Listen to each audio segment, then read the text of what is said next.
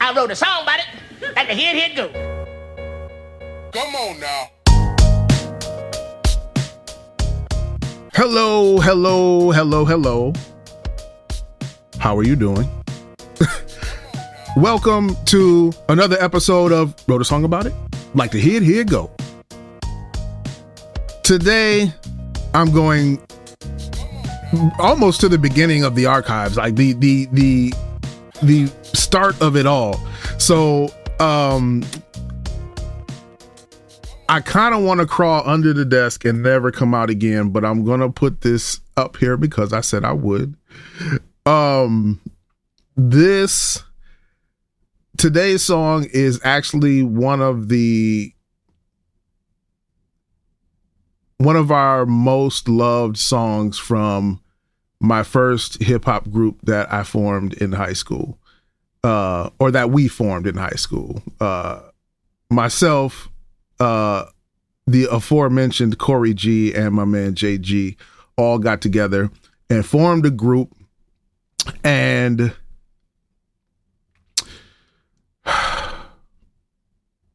all right, I might as well just rip the Band-Aid off. So we named the group Why Not? Because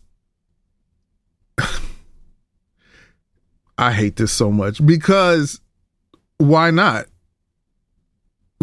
And also because the three of us would make up the three arms of the Y in the letter Y in Why Not. It was just the letter Y. So people would say, why did you name the group Why Not? And we would say, why not?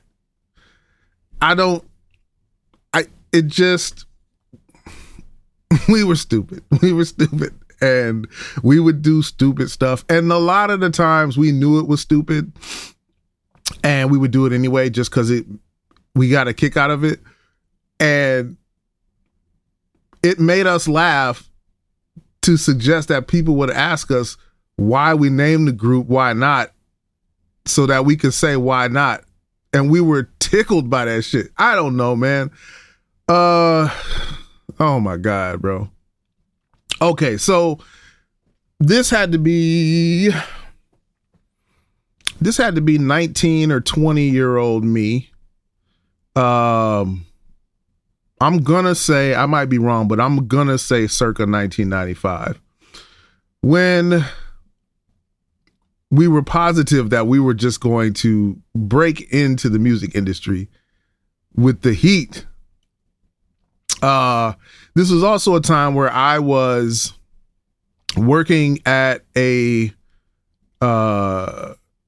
construction company in the summers, and I was working at Best Buy during the winter months because I was paying for myself to go to school. So I would be going to community college in the fall and spring, get out of school in the summer, go work at the construction company, take that money, turn around and pay tuition at the community college in the fall. What I would also do is, I'm working in Detroit Metro. My crew is still living in Saginaw. And so me being the go-getter was all about us getting whatever studio time we could get, a place to record so that we could up our quality and get our songs ready to go. And at this point, I was doing this bit where I would work, get paid, and I would drive back to Saginaw, pick up my boys, drive to a studio, and spend my entire paycheck paying for us to have studio time. Now, I believe at some point the other guys chipped in at some point, but and this is not, I'm not saying this to malign them. I'm just saying I would spend my whole paycheck so that we could go to the studio and record. So I would go pick them up, drive all over the state, go pick them up in Saginaw, drive back down to Detroit, because we did get some, I'm going to see if I can find that video. We got some time in a local studio in Detroit. I don't even know the dude. I just know someone was able to get us in there, and I don't remember how.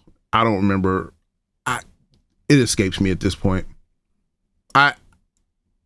all these details are lost to the ether. So what happened with this one was a guy that we were working with who was trying to start his own label in Saginaw had a guy or connect that he said, had a studio in his place, could get us in there to do some recording and get our stuff, situated. So we had our 6 songs for our EP. I think it was 6. And we go to show up and we want to knock them all out in one fell swoop, just so that, we can get the most bang for our buck. And this engineer in his basement studio did some real engineer type shit. He recorded us and then he panned each of us doing our verses to a different channel.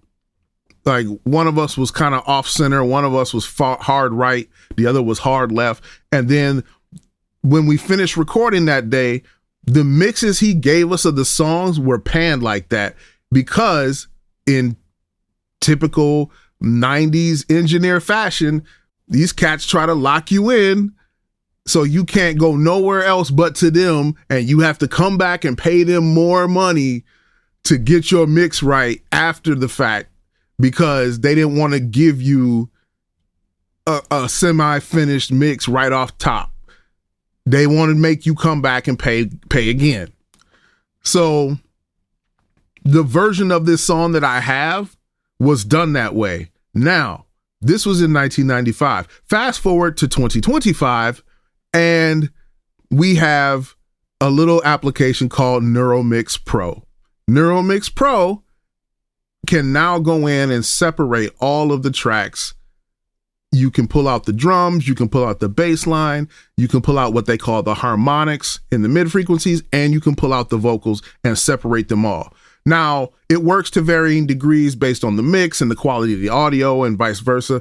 But what I did was I essentially did a remaster / restore on this audio that came straight from a cassette tape.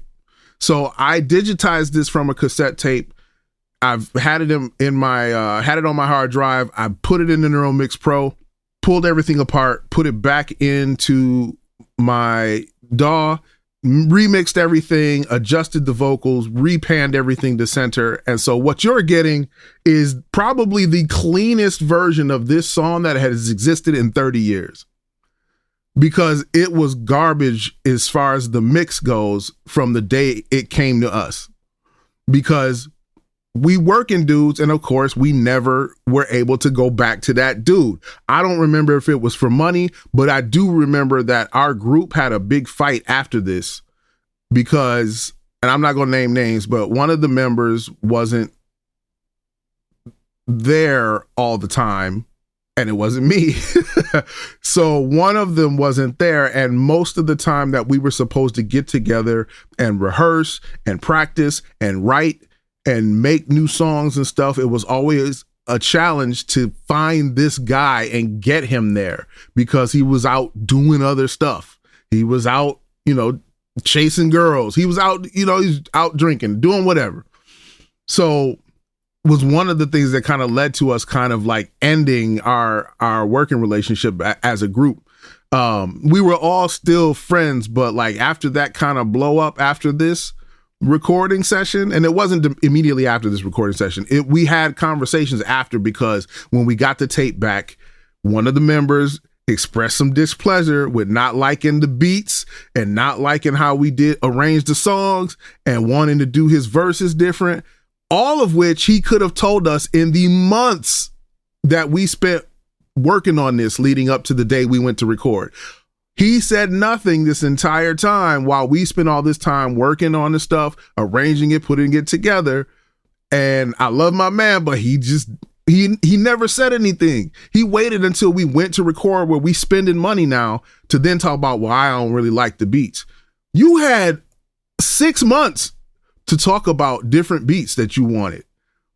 we could have redid the songs any number of different ways. And especially because we all work well together, none of us were going to have an ego about, oh, well, let's just pick a different beat then, or let's just rearrange the lyrics or do the hook different. Like, we were always willing to do that kind of stuff. But then when you don't say anything, you wait till after we spend money to record it, and then we getting ready to try to finalize it to complain about all of it. Then I got a problem with that. So that kind of led to us not really being a group anymore after that. But I still have love for those guys. I've always had love for those guys. It really just turned into like, hey, this working relationship ain't really going smoothly, so we gonna chill on that. But it was never any love lost. It was never anything where we had beef with each other or anything like that. I think there was some mini back and forth for a little while with different members of different cats and different sections of friend groups, but nothing that ever really came to anything major. So this song is called Third Eye Stranger. Now, I'm going to tell you right now, I don't know what Third Eye Stranger was really supposed to be. What I do know is that we were on a crusade against really basic, ignorant rap. Now, that's subjective, but we were crusaders against dumbed down hip hop, dumbed down lyrics that were nothing but only about like drugs and violence. Like, there's room for that, but like, we lived in a place where like, if anybody decided they wanted to rap, they heard NWA, and after that, everybody was a gangster rapper. Everybody was rapping about guns and rapping about the money they had, and rapping about the dudes they done beat up or shot, or rhyming about the drugs they done sold. Like, cats you know have done none of this. People you knew weren't doing any of this shit. But because that's what was popping, everybody thought they had to be a gangster rapper. And for a brief period in time, we knew a lot of people locally and otherwise who were rapping about shit they weren't doing. And so the 90s was real heavy on don't be fake, be real. You don't have to be hard. Everybody don't have to be hardcore. But at the same time, it was the mid 90s. So everybody was hardcore. Everybody was gangster. It was this weird dichotomy. And we landed on the side of, you know, we're going to go on the attack against dumbed down rappers who only rhyme about, you know, drugs and guns and shit. And I guess kind of designating ourselves as the intellectuals within the industry. So we put together rhymes that I guess highlighted our intellectual prowess and how much better we were at rhyming because we were smarter about it, more intellectual about it. I don't know, man. When you 19, 20 and you name a song Third Eye Stranger, you know exactly what the hell you talking about. Nobody else knows, but you know exactly what the hell you saying. So I'm gonna shut up. I'm gonna go get these goosebumps off my body, go cringe somewhere, crawl under a table, and take off my headphones and let you listen to Why Not Third Eye Stranger.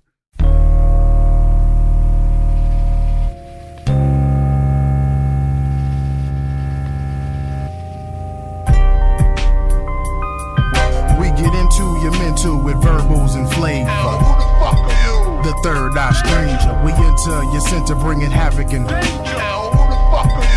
the Third Eye Stranger. We get into your mental with verbals and flavor. Who the fuck are you? The Third Eye Stranger. We enter your center bringing havoc and Who the fuck are you? the Third Eye Stranger. I be that ninja with them wisdom mostly seen and not heard. With the ability to see clearly, y'all, my vision don't blur. Not like them carbon copies. Tired of niggas just one dimensional, peep the next level. The original individuals with that 3 IP. You niggas best believe we had to raise the standard. Accompanied by Baka T, this world has been tampered. Violated by violators. Sorry, rhyme sayers, hip hop haters, and gunslingers. Notice I said rhyme sayers cause y'all not fit to be lyricists. 7 years later, still on that same bullshit, fake asses. Y'all just appealing to the masses, but I got that X-ray third eye, see through that ass like some glasses. My task is to inform you of your inner mind's eye, so that you got the mic to get your life right. But that's so unlikely. You never rearrange your ass backwards thought patterns. You're just a third eye stranger. We get into your mental with verbals and flavor. Now who the fuck are you? The third eye stranger. We enter your center bringing havoc and Now who the fuck are you? the third eye stranger. We get into your mental with verbals and Now flavor. who the fuck are you? The third eye stranger. We enter your center bringing havoc and Now who the fuck are you? the third eye stranger. Open your eye, a silent conversation, voiceless creation, intimidation, spawning ground and termination, placing question. Do you speak to strangers you cannot escape? How do you press charges when you feel your mentals have been raped? It's knocking at your door, but do you dare to open choking? Cerebral throats by the millions revealing animosity, documentation not visible, divisible by making MCs mentally miserable. Destination, third eye familiarization with assassination by this three ruler run verbal nation. The stranger bringing danger, forget your banger, it's useless. In this battlefield, my army's ruthless. We put in submission holes on craniums and draining them, and leaving bloodstains on the first brains. To choose this, you lose this. Battle the hard way, and y'all pay dividends and dues to mentally tough crews. I spark brain cells like 4th of July ballistics with specific statistics of MCs that get they shit split. This verbal essay of facial expressionless anger. Keep handcuff bonds on your mind, cause I'm the third eye stranger. We get into your mental with verbals and flavor. Now who the fuck are you? The third eye stranger. We enter your center bringing havoc and Now who the fuck are you? the third eye stranger. We get into your mental with verbals and Now flavor. who the fuck are you? The third eye stranger. We enter your center bringing havoc and Now who the fuck are you? the third eye stranger. With mental templates, I design abbreviate to base my overweight style. I'm getting fat with the pH. Rap artists, precious like metals that never tarnish. Hard to hit a moving tiger wearing camel color garments on point. With the rap sided, toxic melodic, episodic logic. This how lasting the periodic commercial rap. Talking about dispersing cabs, they handicap. No ammunition for fighting back, words are better. I'd rather penetrate with a letter. Formation is clever. Top setter of alphabet is getting brutal. But are neutral with styles I'm used to. Push speed on within cities, causing conflicts that be crucial. In the top vocalist pyramid, those who overbid, stay reneged, say good written, sitting kids. You set so let best, it's getting better yet. Cut like double waist bayonets, tight like tourniquets. All right. That was Third Eye Stranger. There are many more songs from this era. Like I don't know if I have the stomach to play all of them. I will eventually pull out a couple more, but there are at least 2 songs that I will refuse to play on this podcast. And for reasons. They're good reasons, but they're reasons that I don't really feel like I need to get into right now. But there are a couple of songs that I shall not be playing. They don't serve anyone, and there's no real point to it. So I hope you enjoyed Third Eye Stranger. I hope you enjoyed getting a look at 19, 20-year-old me in the height of my rap prowess with my crew. I don't know, man.